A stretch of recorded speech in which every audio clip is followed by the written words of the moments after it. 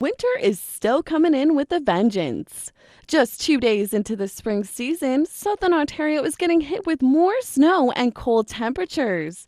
Freezing rain warnings are in effect for most of the GTA, with the exception of York and Durham regions that are under snowfall warnings and could potentially see up to 10 centimeters as the day progresses. Travelers are urged to use caution due to poor visibilities in heavy snow, as well as the slippery conditions on any untreated roads. 680 News caught up with some Torontonians bracing the cold this morning.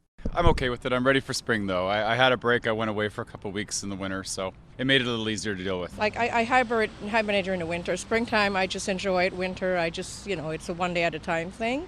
And that's how I go about dealing with it. I can't complain. It's the way it is. It is what it is. I really hate winter. I'm sick of it.